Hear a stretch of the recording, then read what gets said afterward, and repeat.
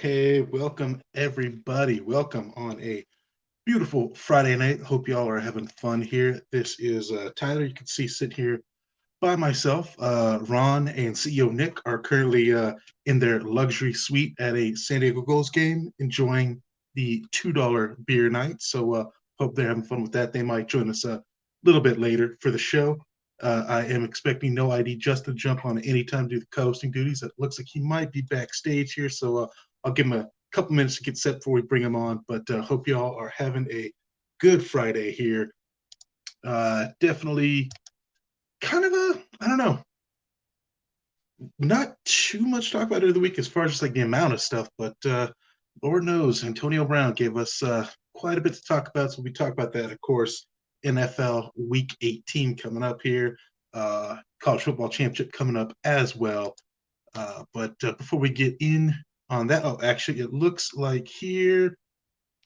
Okay, so it looks like he is ready to jump on. So we will bring in, even though he's on the co-host, we will still give him a little hotline to call in. And let's go with Arkansas Slim sports betting, wagering, just all around not shady stuff industry here on that hotline. NoID Justin coming in. Justin, how are you doing this evening? I'm good, man. Is my audio decent? Your audio is fine. I know. I saw in the private chat you said you're having video issues. That's all right. Yeah. We can hear your beautiful voice, so that's all that matters. That is all that matters. Yeah. I'm sorry you had to get the show off and running solo status. I mean, it is.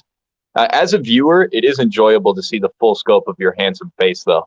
I don't think anyone will see that, but no, I like just started because I saw what time it was. Like, I'll just get going. I'll stall till Justin get there. You jumped on like right when we started, so that was perfect timing on your part.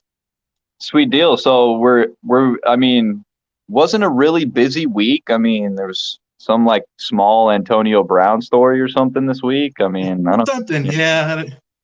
Might have made a couple. Kind of seemed like more of a news dump, but right. Yeah, no, we will definitely be getting into that. But yeah, let's go ahead and let's just start with the little odds and ends here. A couple things that Ron dropped in earlier today before he went to this hockey game with Nick, where they're again no doubt sitting in a luxury suite with people serving them all kinds of food and beverages, fanning them down with giant hibiscus leaves and whatnot, living that good life. They're up there with Landon Donovan, right? Oh, absolutely, yeah. Well, I mean, Landon doesn't he doesn't get drinks served to them. He's a man of the people. He gets his own drink, as you can see from this. And I'm sure Ronnie is, he's wearing a Steelers sweater to the hockey game. Oh, no doubt, yeah. I mean, he's been inconsolable since Ben's last home game. So, it's something he's going to have to process and get through himself.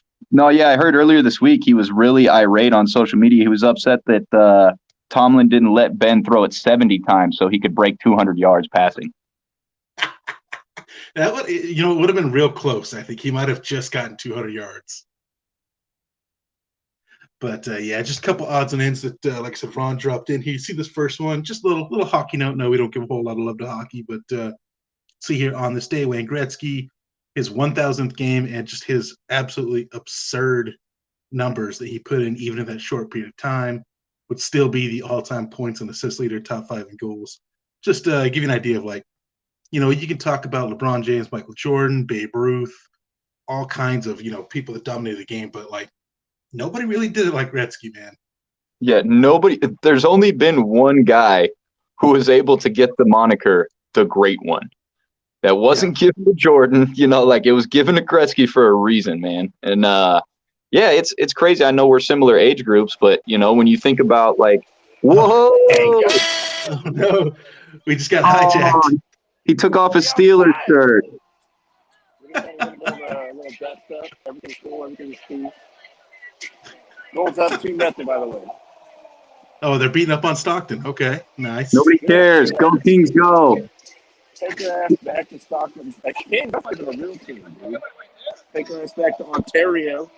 Hey, don't besmirch the Kings when the greatest hockey player of all time is on screen wearing a Kings jersey. Yeah, because you're hijacking from the Oilers, dude. It's like the blackest day in Canadian history. Hey, Therefore, the blackest day in world history. take a good long look, because this is the only positive sports player you're going to see wearing silver and black. Hey, yo. That's a little offside. And we got C.E.O. Nicholas eating a glizzy with no sauce. The Dry glizzy gobbler, dog. gobbling the wiener. Yeah, man. Glizzy gobbler. Hey, I just want to give a shout out to the boys. We're 2 at a time, of course. I think they're cutting it off here in about 5 minutes, so I'm not going to give you more Bud Lights. But came in, got 2 What? Bud Lights. What? Got 2 more Bud Lights. What? And I got 2 more Bud Lights. What?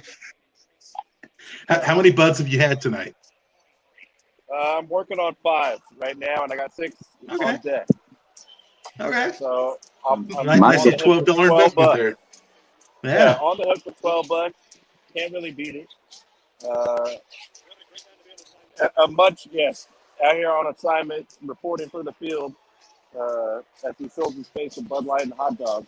Also, just so you know, no problems at the gate this time. We outside. Came right in. It was a breeze. Now it's $2 a beer for ice cold Bud Light. What? Yep. So does that mean the natty ices are going for 50 cents or what?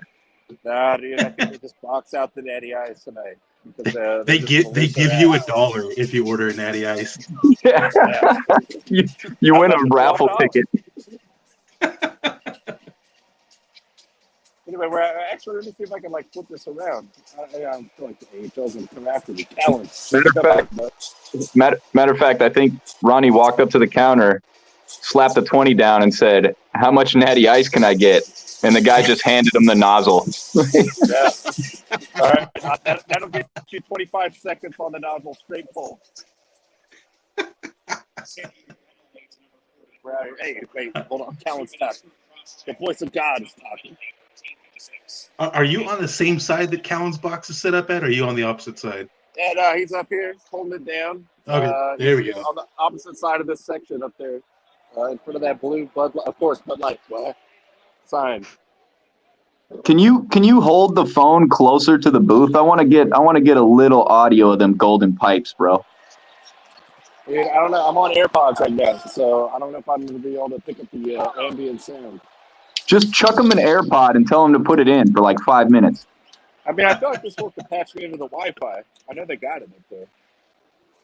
Yeah, see if they can broadcast the show over the they can put the video up on the big screen. Yeah. I mean, look, dude. We would instantly surpass our total number of viewers all time. Oh, easily. Callan's jersey is in the Raptors in one building, and that is our studio, not in the Pachanga Arena. So I feel like he can look that up.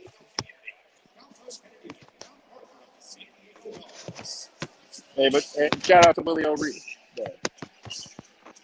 That's the only one hanging in the Raptors. Anyway, I'm sure it's loud and hard to hear and probably bad connection, so I'm going to let you guys go.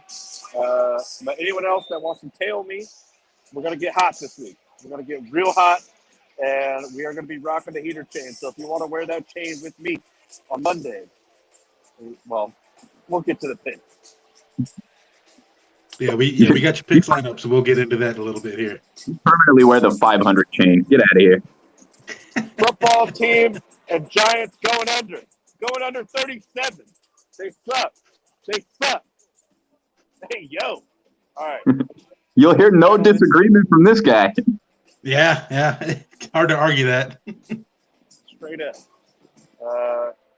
All right, I love you guys. Thanks for holding me down in my absence. Before you go, can you ask CEO Nick? Ask him if Kenny Galladay's caught a touchdown pass yet. Hey, it's Kenny Galladay caught a touchdown pass yet? He said, I assume fuck that.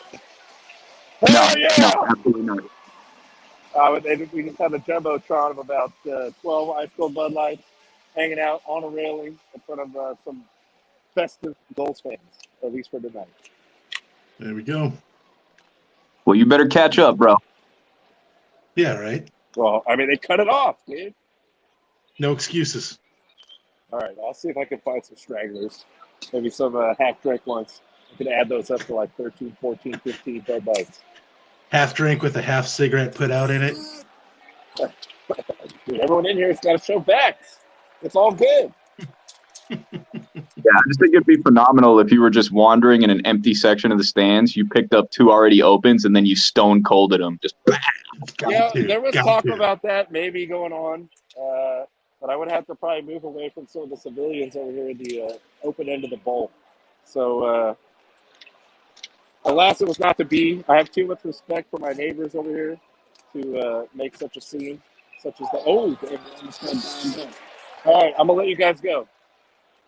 All right, Ron. Enjoy the game, man. Thanks enjoy for the day, calling buddy. in. There we go. Ron Davis, CEO Nick on the scene, calling in. Love to see it. Love to see it.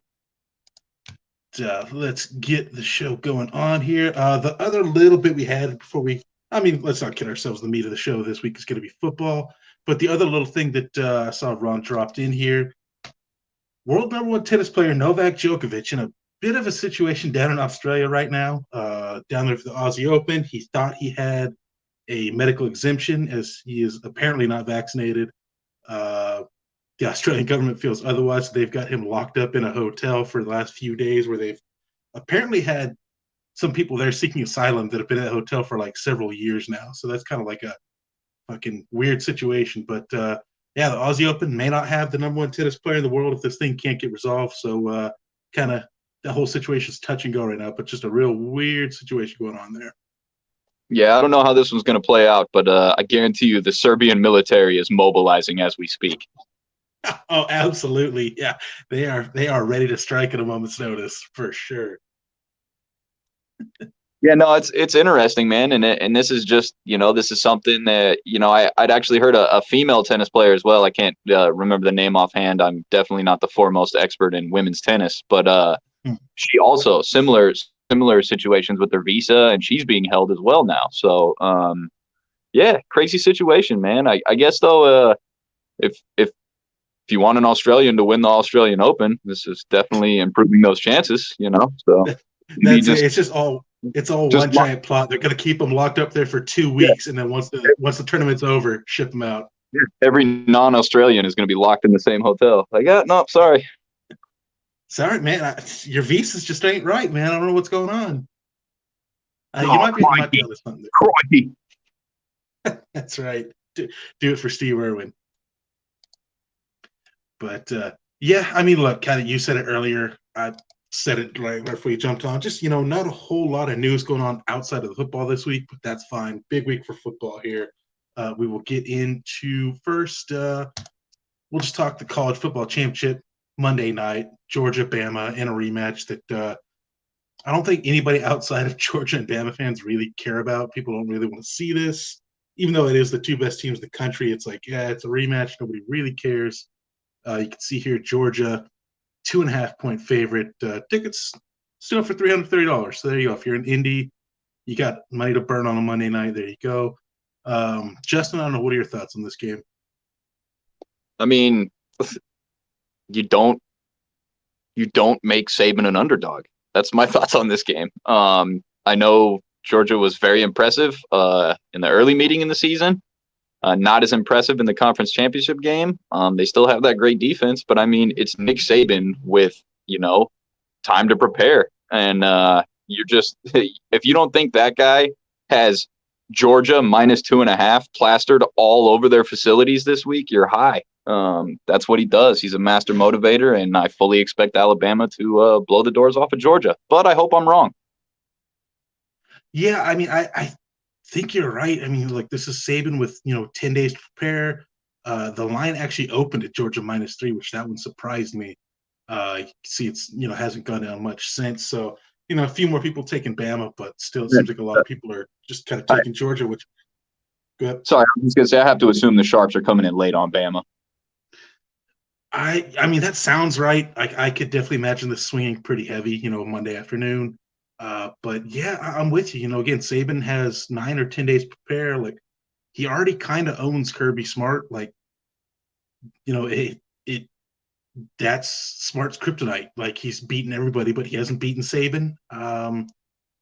I don't see it happening. I said that when it opened at 3, and now you got 2.5. I mean, you're kind of crazy not taking Bama with points. I think even if they lose, it's going to be a 1-point game. So yeah, Yeah, it, I it's don't see it. so bad. Arkansas Slim pulled this off of his lineup. Just, you can't even bet on this one. Just not even going to offer it. But yeah, I mean, in some ways I'd love to be wrong. In some ways I wouldn't, because God, Georgia fans are very obnoxious, even though their team has not won anything. So I kind of hate to see what they're when they are obnoxious. And Alabama fans, to them, it's just another title, I think. So Hey, how crazy would it be though if Georgia wins the title and then fast forward a month from now, Matthew Stafford, Georgia alum, wins the Super Bowl? I mean, it won't happen. I guess it could. Well, right, because he's not going to be in the Super Bowl, as we've established, many times on the show. Yeah. That first round exit at the hands of Dallas.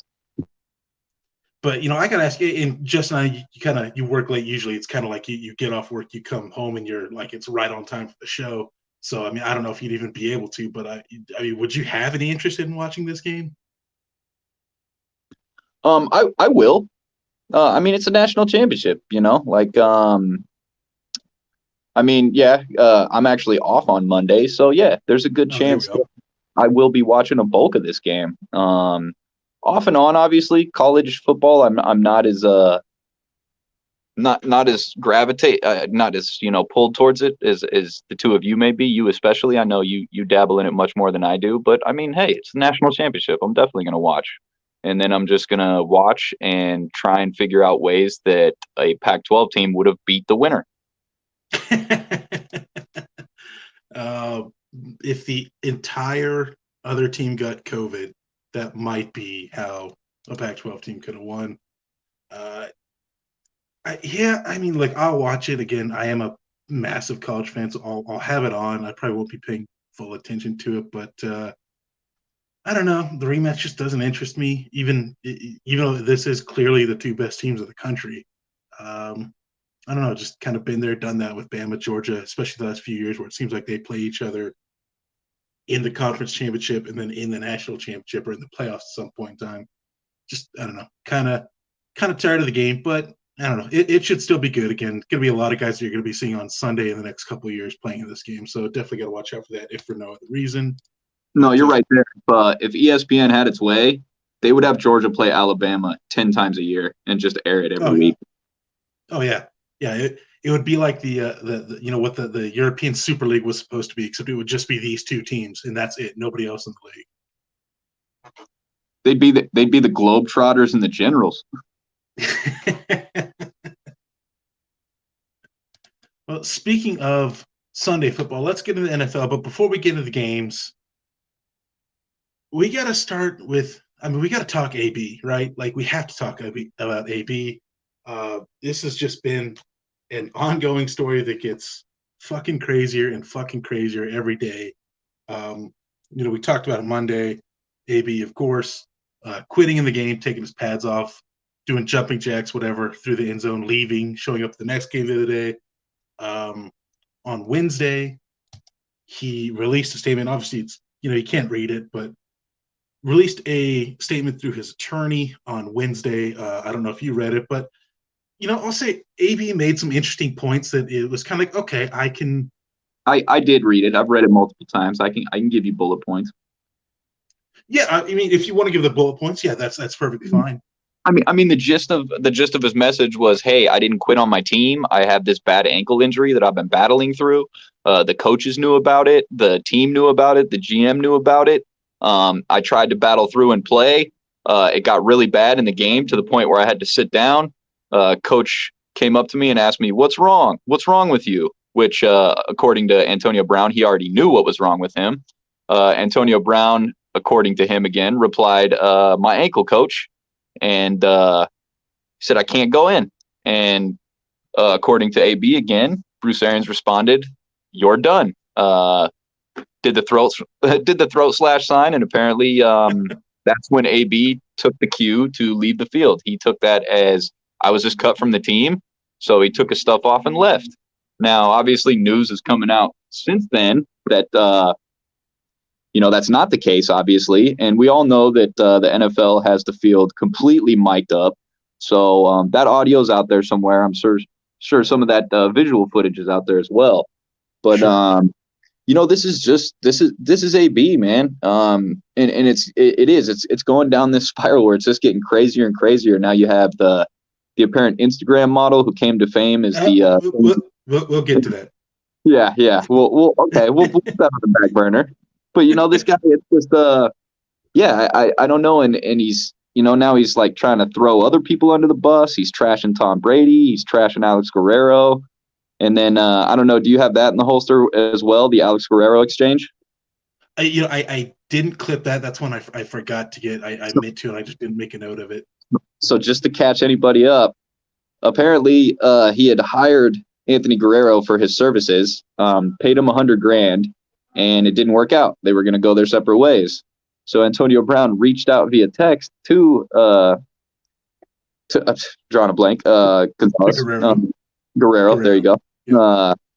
And told him, hey, I gave you $100,000. We're not going to work out. We're not going to work out. It's only right if you, refund, give me back like half or whatever.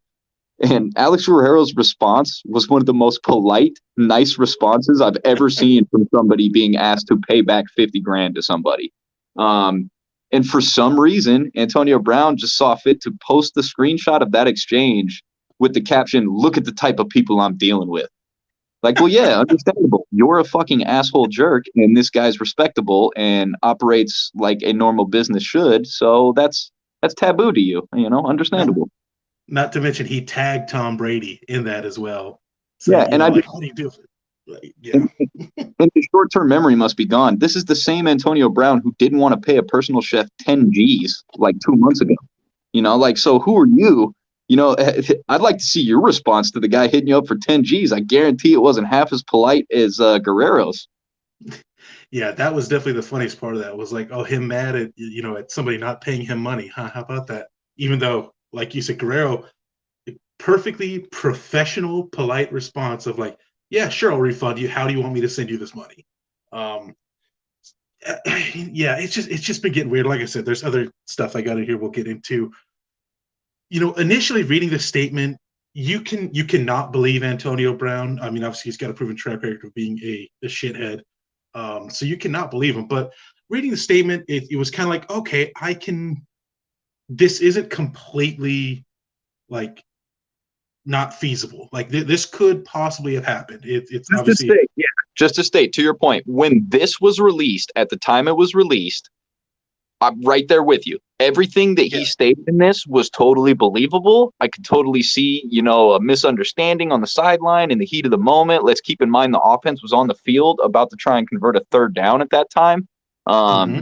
So yeah, it's not out of the realm of possibility to think that this is 100% accurate. And then we turn the page.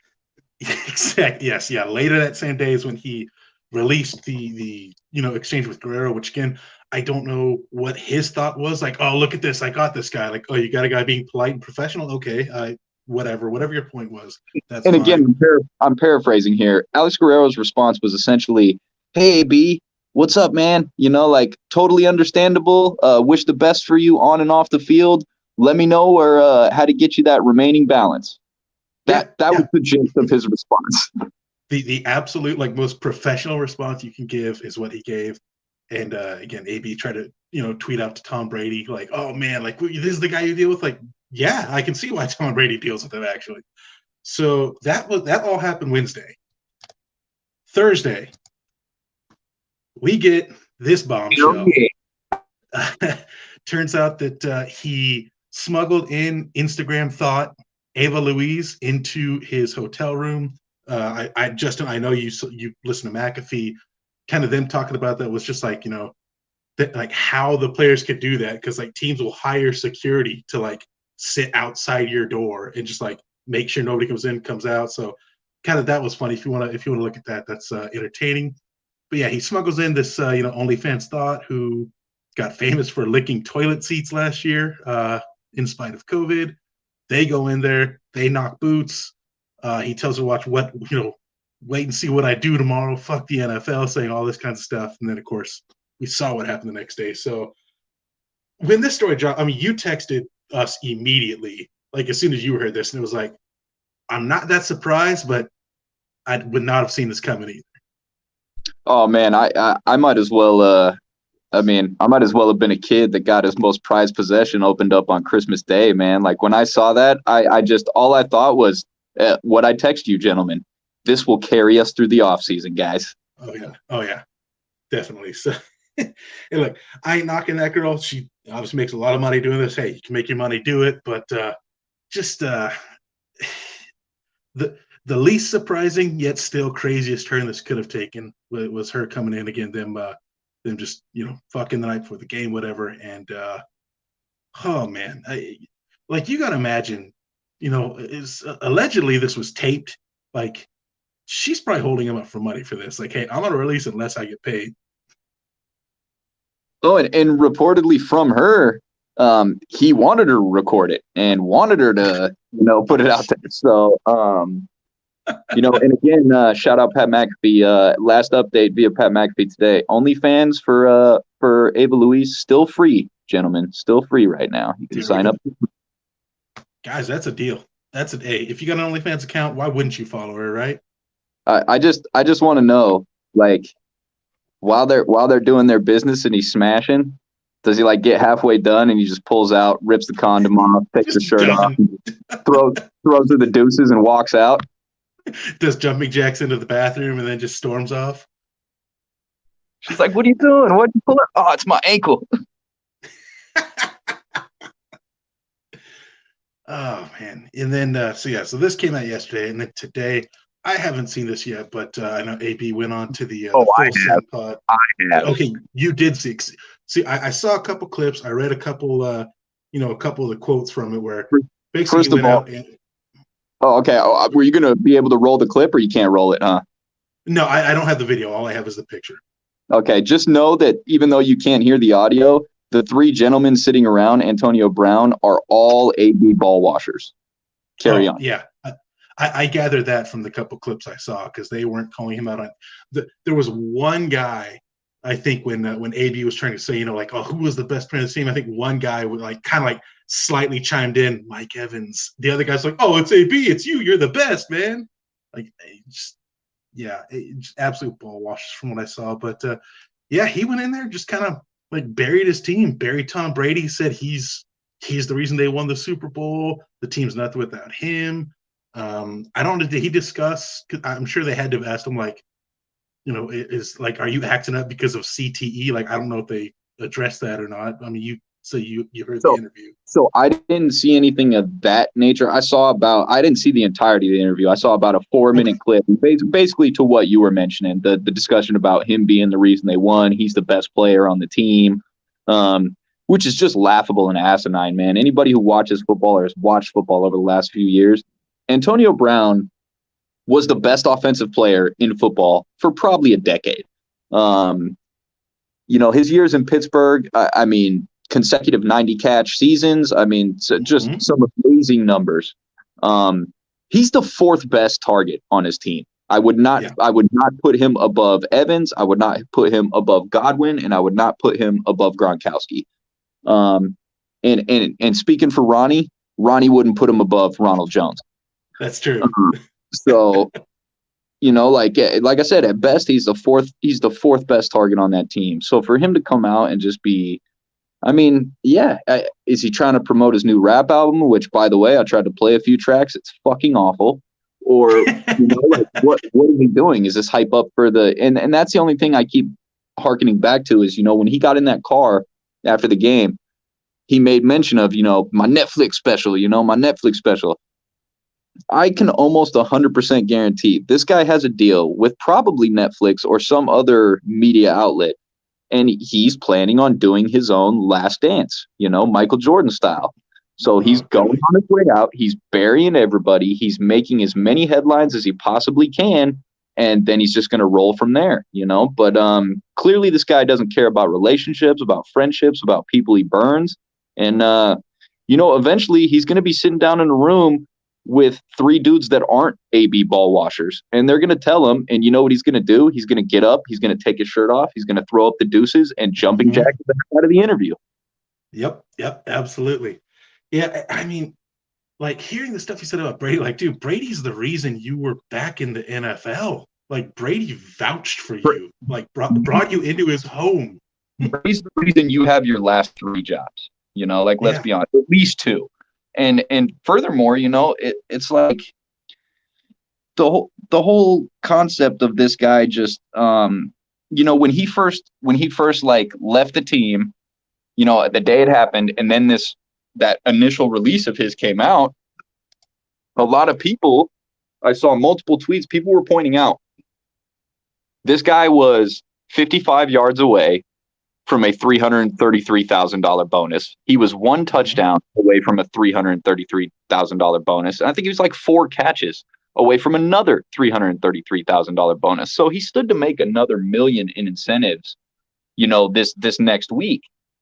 And it kind of like initially you could look at it again, after just seeing his initial statement, you could look at it from the perspective of like, yeah, now this is totally believable. These guys didn't want to pay him the bonus. They didn't want to play him. So they got him off the field.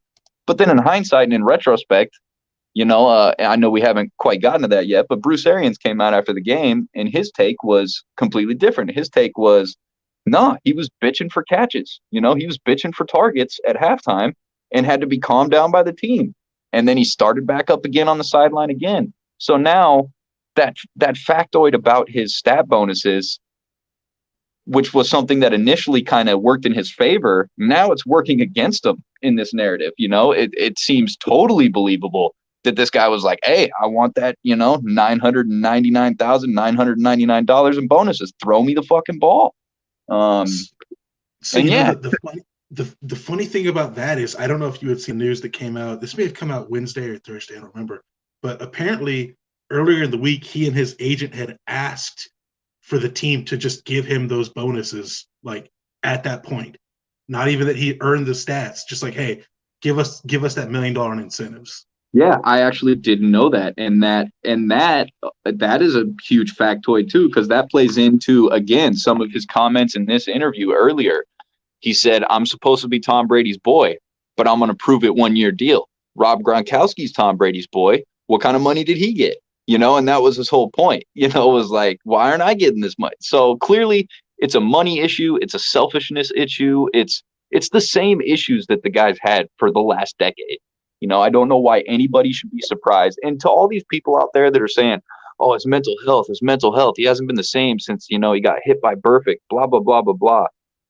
That was in itself almost a decade ago. Like, when are we going to, like, why, if this guy's able to still play, still get on teams, still do meetings, still conduct business, still go to practice, still do all these things, you can't just pick and choose where you use mental health is the problem. That's my main focus here, because it's disingenuous and it's a slap in the face to people in the limelight that are really suffering from mental health issues and are really dealing with things of that nature. And you know what? If it comes out that AB has CTE and he has severe mental issues, I'll be the first guy to say, you know what? Walk it back. I was wrong. Get this guy help. But it's hard for me, in spite of everything he's done, to just be like, yeah, I feel bad for him. This guy rode a fucking hot air balloon into training camp for the Raiders. Like, I'm not feeling bad for him, dude. I mean, I completely understand that. Like, yes, there obviously could be CTE issues, but like CTE and him being an asshole also aren't mutually exclusive. Both things can be true. 100%. Like, yes, I agree. If he has issues, like, I hope he gets some sort of treatment, can get that right, whatever. But he's also got a long track record that goes beyond that perfect hit of him being an asshole. So yeah, and there is something truly sad about watching a guy that, if you'd have asked me 5-6 years ago, hey, Antonio Brown, first ballot Hall of Famer, I would have laughed in your face. Like, why are you even asking me that question? But he continues to do these asinine things. We heard the news earlier this week about, Pornhub Ventrab, like not wanting to give his MVP vote to Rodgers. Like, these media guys do factor that shit in, whether it gets admitted or you want to, admit it or not. These guys do factor that shit in. And this is going to hurt Antonio Brown, man. I'm telling you right now, if you're not going to put T.O. in as a first ballot because he did sit-ups in his driveway, you better not put this clown in first ballot. Oh, God, yeah. I mean, look, I will be the first. Like, I don't care about, like, the off-field stuff T.O. did wasn't as destructive, like, nearly as destructive. Like, he should be a first ballot player. But I agree. If you're going to exclude T.O., there's no way you could put AB on there. Well, and I saw, a couple of those circling around, like, who was the bigger diva wide receiver, T.O. or Antonio Brown? And my simple response was, like, one guy worked his ass off to get back early from a broken leg and ball out in the Super Bowl. The other one quit halfway through a game against the Jets. Like, that's the only comparison you need to differentiate the two. Yeah, 100%. Like I said, yes, I will agree. It's very possibly a CTE issues, but, like, he's also just an asshole. Like, there's just he's a very self-centered asshole. There's no two ways around that. And look, I hope he gets whatever help he needs, but it's going to be interesting to see where this ride goes. Like, this ride ain't over, man. We could have 10 new stories about him come our show on Monday. Yeah, if you excuse all this fool's antics for CTE is going to turn into the new I got hacked. It's going to be the excuse for everything. Oh, God, I hate that that's even a possible can of worms, but yeah, you're right. It really is. Oh, man. Thanks a lot, Will Smith.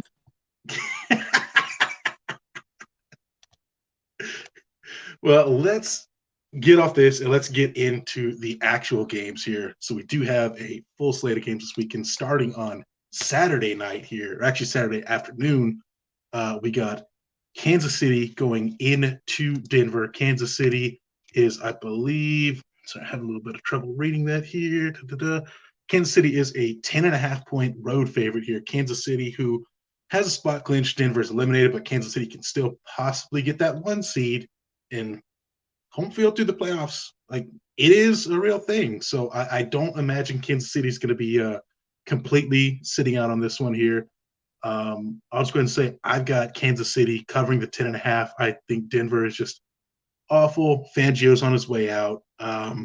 Kansas City, they might pull their guys by the second half, but I think they're still going to have the 10.5 points by then. So I like Kansas City to win and to cover in this one. Yeah, I'm right there with you. It doesn't matter if Kansas City pulls their guys because Denver won't pull Drew Lock. Exactly. Yeah. As long as Lock's out there, they ain't going to get it done. And I do have Ronnie's choices here. Let me see.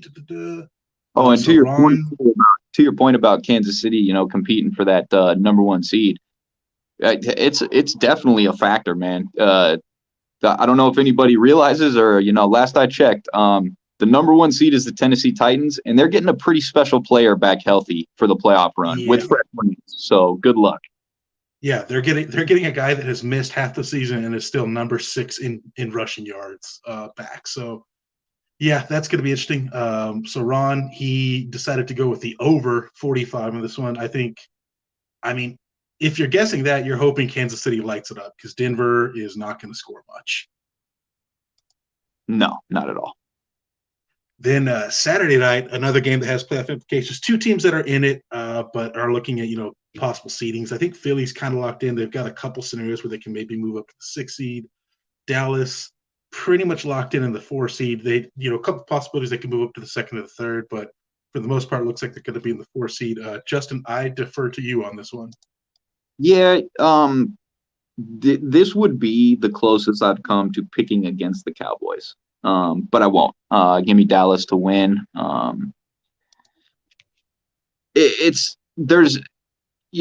was one of the healthiest teams in the league coming into last week. We were one of those teams where we hadn't had a big COVID bite in the facility. That has changed. Micah Parsons is not going to travel with the team. He's on COVID protocol. Tony Pollard is not traveling with the team. I believe they're missing 4 or 5 other, moderate to key starters. It's tough because, with the offensive struggles, as I mentioned to you guys last week, they need to get some confidence and they need to get something going on offense. Now, there's a small contingent of people out there that have maintained the belief over the last 3 weeks that Kellen Moore is vanillaing the offense. He's not wanting to show a lot of his hand going into the playoffs. Now, again, yeah, I'm not willing to buy into that. I know the guy's distracted. I know he's interviewing for Jaguars head coaching jobs and such. But yeah, whoever's out there, I know Dak will be out there. I expect Dak to play at least the first half.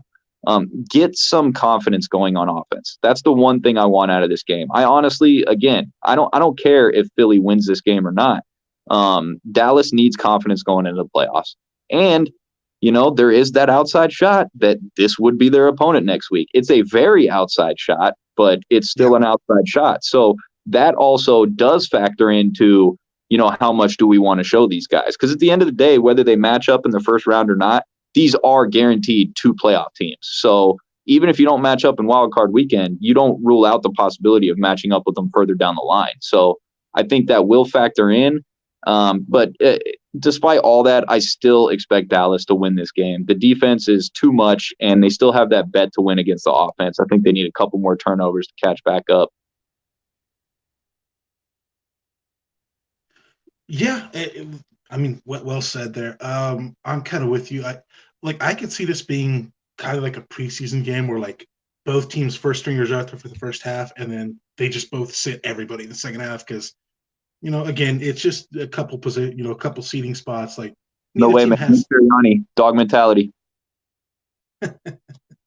Yeah, I don't know. I don't see this. I have Dallas winning. You said you have Dallas. Do you like them with the 4 points as well? I do. Okay, and I believe Ron said the same thing. Yeah. Also, quick question here. I thought I saw was Diggs listed on the injury report this week? Yes. Okay, so was he questionable or is he out? I haven't seen a final claim on him. Okay. I do believe he does not have COVID. He does have a cold, though. Okay, so some sort of illness. Gotcha. Either way, I still like Dallas. This one is definitely intriguing for all the reasons you said. Dallas needs to get that offense rolling. They need to get some confidence in the offense. Like the defense has been holding it down pretty much all year, bar 1 or 2 games, and one of them was probably the worst officiated game of the season, the one against the Raiders. So the defense is going to be fine, but yeah, that offense needs to get some confidence going. And for Philly, again, maybe they want to play to try and get Dallas again next week, but I don't know. I don't see either team playing all starters for all 4 quarters. I think it'll be, like I said, it'll be a preseason game, play them for the first half, see where it's at, then just bring in the sub so that way nobody gets hurt for the rest of the week. Yeah, and just the way that Philly runs their offense, I just don't see them wanting to have Jalen just out carrying the ball 10 times, just leave the opportunities because, they might be better off if he went down. Let's be honest. You got George in the wings there, but I just don't see them putting him in harm's way more than is necessary. And again, like I said, same with Dallas. Like Tyron Smith's been banged up all year. I know, like they want to you need to keep the core healthy. Like you need to have those pass rushers healthy. Micah's already out. I don't expect Randy Gregory to play a whole lot of snaps. I don't expect Lawrence to play a whole lot of snaps. So yeah, this is like to your point, preseason-esque. See what's on the depth chart. Yeah, absolutely. And going back to Ronnie's picks here, I believe yes, he did have Dallas covering the 4. So we are all 3 in agreement on that one. So now we go into Sunday morning, mostly games that, have playoff position on the line, but not too much, although this first one absolutely does. Pittsburgh going into Baltimore. Baltimore, a 3.5-point favorite. Both teams have to win to have any shot at the playoffs. They both need to win, and then they both need other things to happen. So as far as the morning games go, this is probably the one to watch because all the other ones are a team that has it clinched and a team that's not in it. So Lamar this could Jackson be big. Not playing. That is a Huntley start. So because I'm glad you said it. So actually, because of that and the way they've been playing, I kind of like Baltimore with the 3.5. Huntley's been really impressive. I think he is going to do enough to get the win.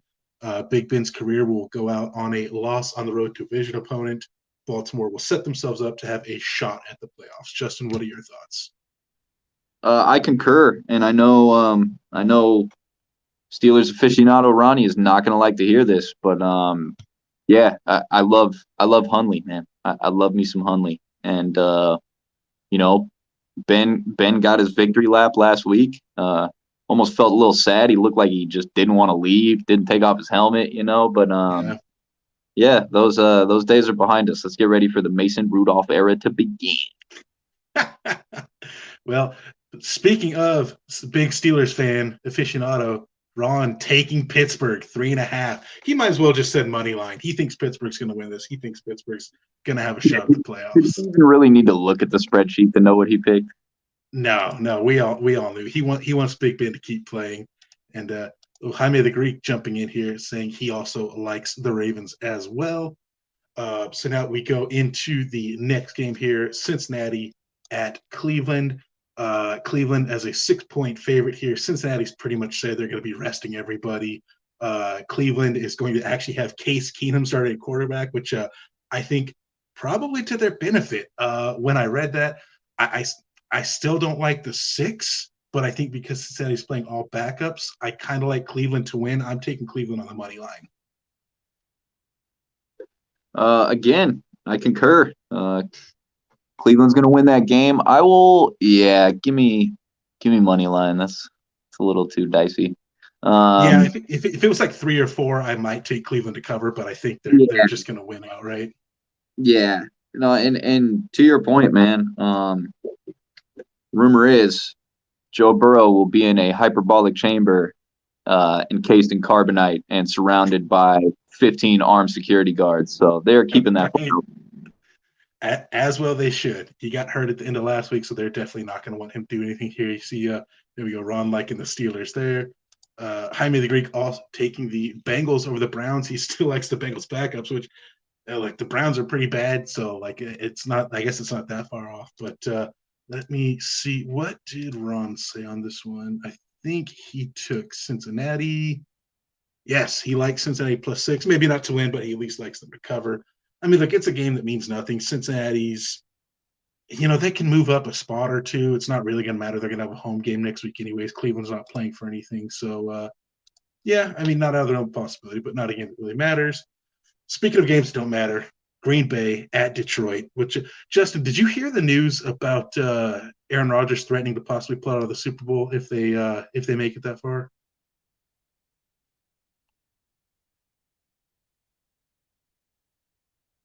Justice Beauty, he didn't hear me, or he's just not available to talk right now. Got you. Sorry about that. All good. I did hear about it. It seems to be in jest from what I've gathered from some back and forth tweets between Jordan Love, Aaron Rodgers, and Kirk Benkert, which makes up the quarterback room in Green Bay. Makes sense. Sounds like this is a load of crap, but yeah, would be quite hilarious if anti-cancel culture Aaron Rodgers just decided I'm canceling the Super Bowl. Fool.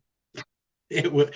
I heard that and I was just like, it's not going to happen. But I mean, if there's maybe 4 players in the NFL that have the power to like do something like that, he's definitely one of them. But so Green Bay, they've already cinched up the 1 seed. Nothing to really play for. So there's kind of mixed messages out there. Some people are saying they're going to give the starters, at least a half. Some are saying they're not going to play anybody, but then there's the concerns of having a couple weeks off. So I could imagine they'll be playing a couple people, but not for any more than a half. But Detroit goes in as a 3.5-point home underdog. I think just because Green Bay is going to rest a lot of people, and Dan Campbell's not really going to let his guys take it easy. Granted, I've also picked Detroit all year, so I'm going to stick with that. But Detroit to cover the 3.5.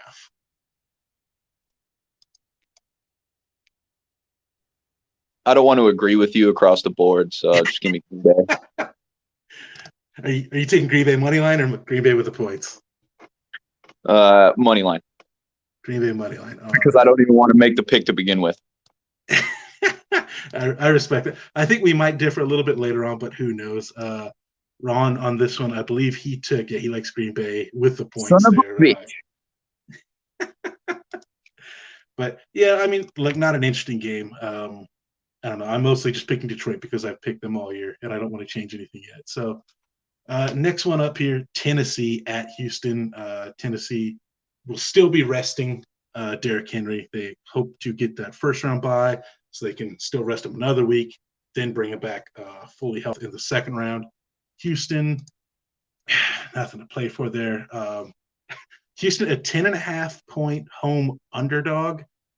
Um, I now this one's kind of hard to call because if Kansas City loses, Tennessee will basically have home field clinched. So they may have nothing to play for. They might rest everybody. Who knows? I still like Tennessee to cover the 10.5 points. Houston is just really bad. I think Tennessee goes ham on them in the first half, then kind of rests everybody, but Houston won't have enough to catch up. I like Tennessee to cover the 10.5.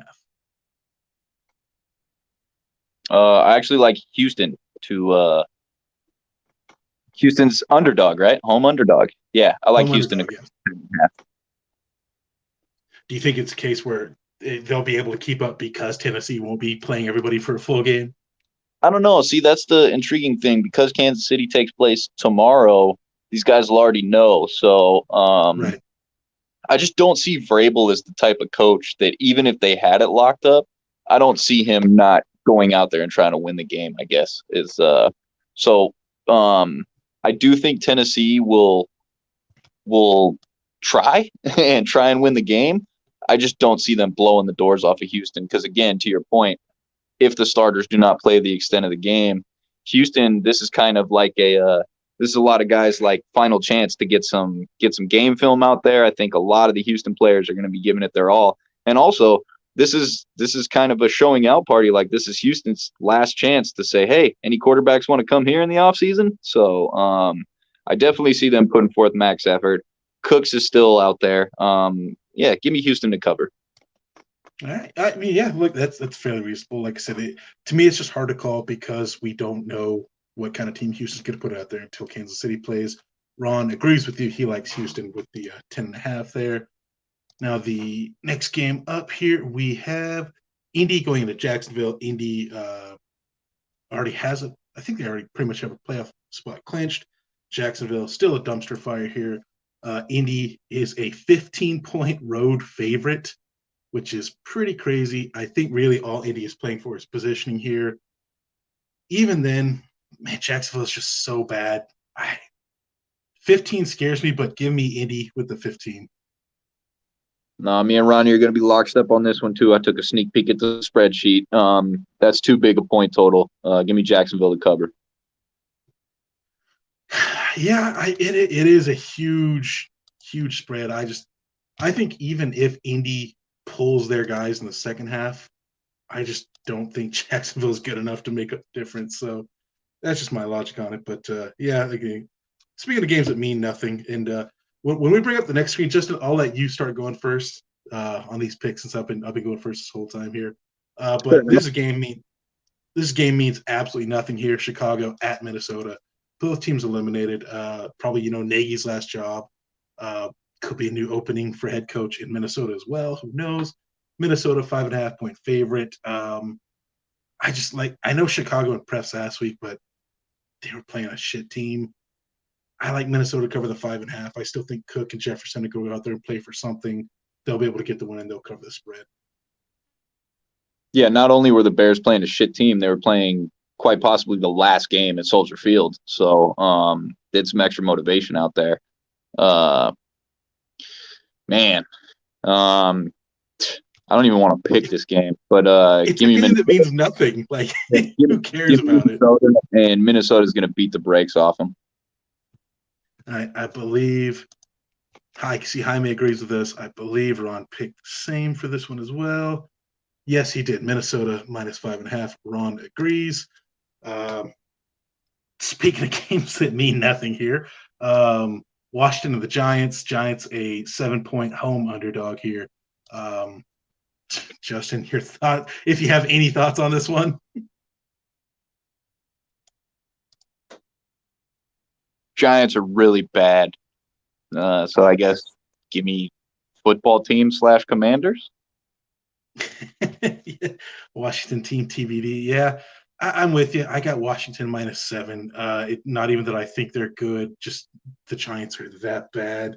I know Ron on this one, he didn't even play the spread. He took the under, which is 37.5, and his reasoning when he sent me the text was because both teams suck.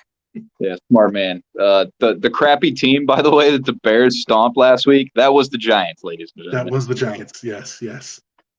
Andy So, Dalton's revenge game for the loss last year. yeah. This is, I believe that might be the last game that has absolutely zero playoff implication on the schedule, so we can get past that one. Next up, New Orleans at Atlanta. New Orleans needs to win to have any shot at the playoffs. I think they need to win. They need San Francisco to lose. Atlanta, a 3.5-point home underdog. Justin, your thoughts on this one? Saints will roll. They have a lot more to play for, and their defense is still the Saints defense. But shout out Kyle Pitts, man. I believe first tight end to go over 1,000 yards since what was it? Some stat, rookie tight end to go over 1,000. Rookie tight end. Yeah. Since what, Ditka or something?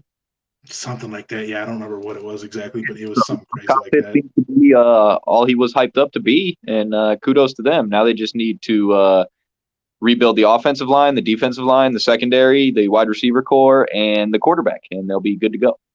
They'll be fine. That's all they need to address in the offseason. By the way, I do like this here. Jaime the Greek calling for the Washington Giants tie. I like that. If there's a game that deserves a tie, it's that one for sure. Bold strategy, Cotton. He also likes the Saints. I'm in complete agreement with you. The Saints offense is still crap, but their defense is really good. Atlanta is not playing for anything. So Atlanta's building, They're building around Kyle Pitts, all right? They're building their team around the tight end. Will that work? It'll be interesting to see if that works. But yeah, I agree. I completely agree with you here. New Orleans -3.5. I think their defense will carry them through. The offense will score just enough. I believe Ron also said, I'll keep the spreadsheet down just to hide his overall picks, but he also did take the Saints -3.5. Next up here, we have the Jets going into Buffalo. Buffalo playing for actually, they need to win the division. So there's that, plus seeding on the line. Buffalo, a 16-point home favorite. And also, key thing that I do want to point out here is I did see the injury report. Braxton Berrios is doubtful for the Jets. So, Justin, your thoughts? Give me the Jets to cover. That's way too much, and Buffalo is last year's Kansas City.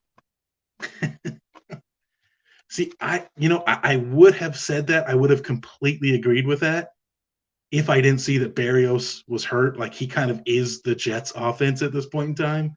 So I don't know how they're going to score. Granted, Buffalo's had weeks where they just don't know how to score either. I mean, they're going to win. I will go ahead and go on a limb and take Buffalo to cover that spread, even as ridiculous as it is. And Ron agrees with you. He has the Jets covering the 16 points as well. We see Jaime there taking the Bills over the Jets. Ron giving us an update. Goals up 3-1, 12 minutes left, and he is 7 Bud Lights deep. Slacking. Pick up the pace, Grandma. Seriously. Next game up here, New England at Miami. Again, this has both seeding and division implication. New England can, if they win and Buffalo loses, New England can win the division. New England is I think the only team in either league that can be any seed at all. They could be 1, they could be 7, and anything in between. So New England's in a weird position here, but they go down to Miami. Miami is a 6.5-point home underdog. Justin, who do you like? All those things you just stated. Bill Belichick, don't lose this game. Give me the Patriots. You like them to cover? 6.5. Yeah, you know what? Fuck it. Give me him to cover, dude. Bill Belichick ain't playing. I like it. So I agree with you that I think New England is going to win, but I do think this is gonna be the fuck off B-flow game. I just think weird shit always happens when New England goes to Miami.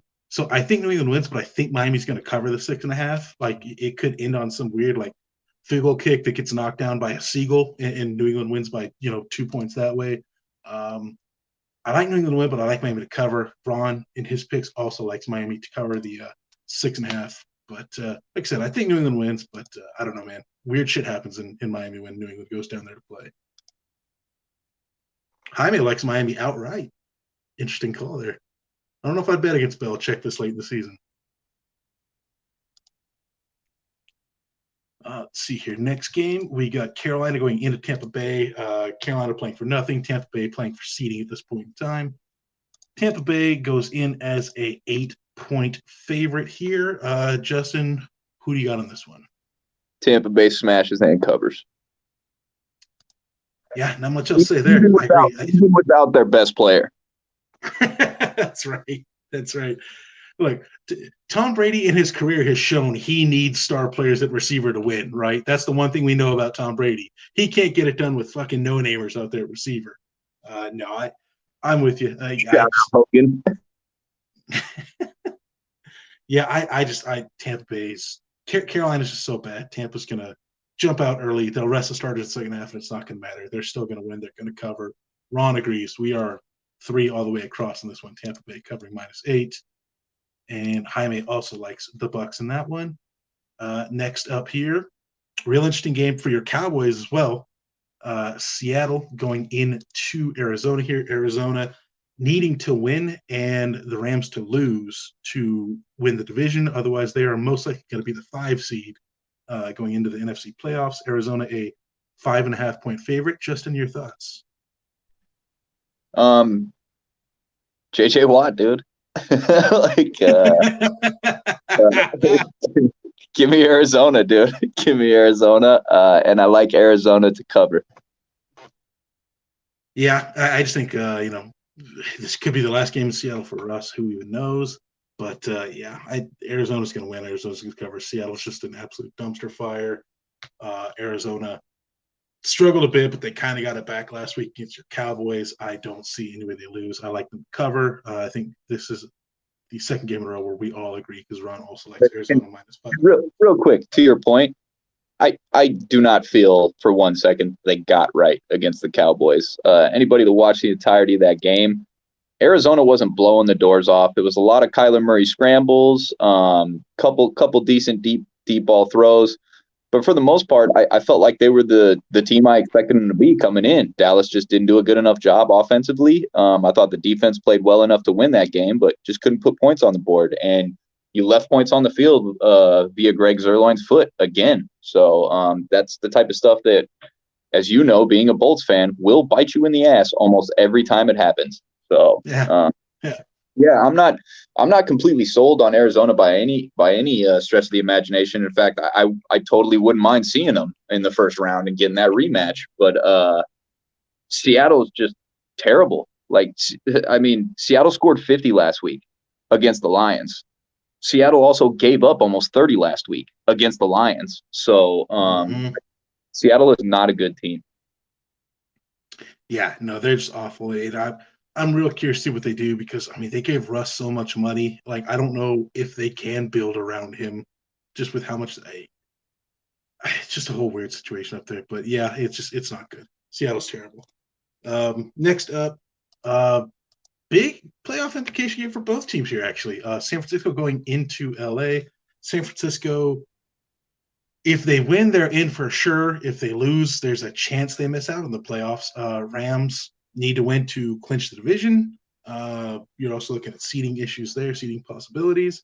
So this is an interesting one. Rams are going to be 4.5-point favorites here. Justin, who do you like? I like the Niners. The same way Aaron Rodgers still owns the Bears, Kyle Shanahan still owns Sean McVay. Sean McVay has a disgusting record against Seattle and Arizona combined. I believe he's like 3-6 against Kyle Shanahan. So they just have their number for whatever the reason. Everybody knows since we switched to 4-team divisions, there's one team that's really tough for your favorite team to play out of the other 3 division opponents. That's just the way it works. And for Rams, that happens to be San Francisco. So a lot of Deebo Samuel, a lot of George Kittle. And I even sent the tweet out last night.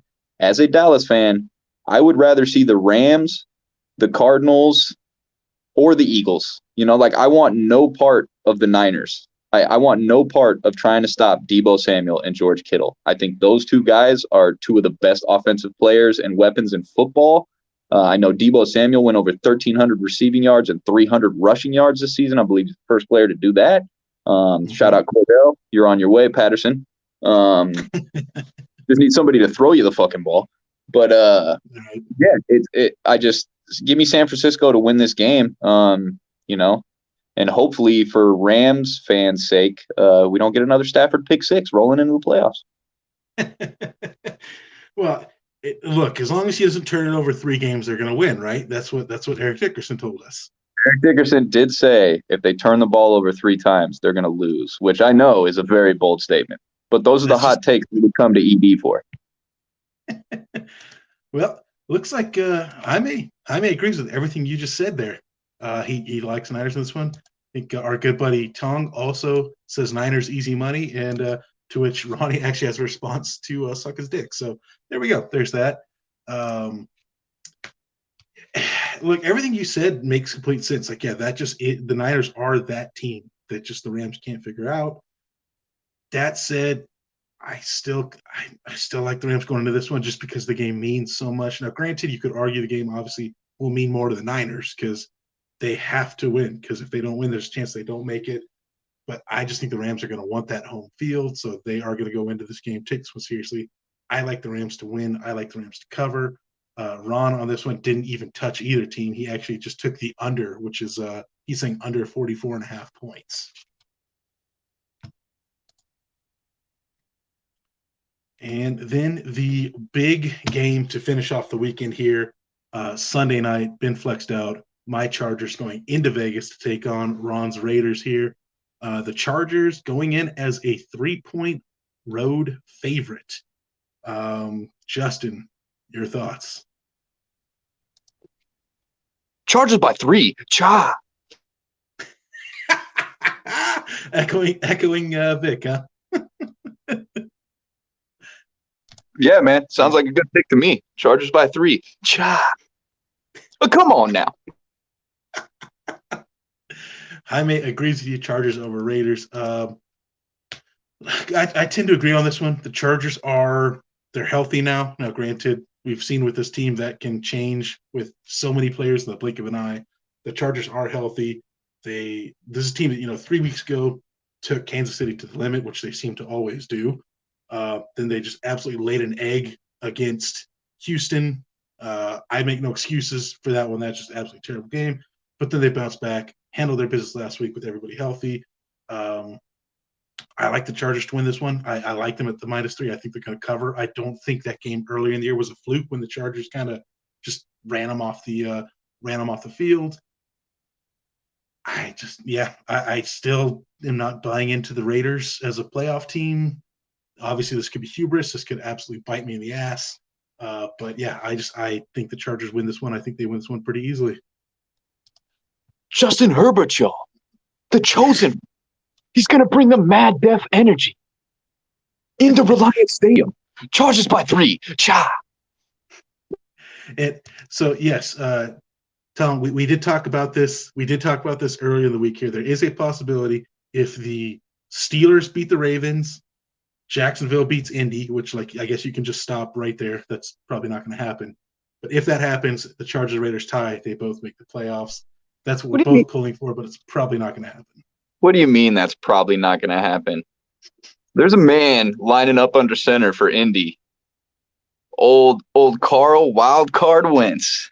You never know what's going to happen when that guy's under center. I agree, but I know what's going to happen when Jacksonville gets on the field, and that's the other team is going to beat the shit out of them. Feel you. But on this one, Ron actually, the coward that he is, he wouldn't even pick either team.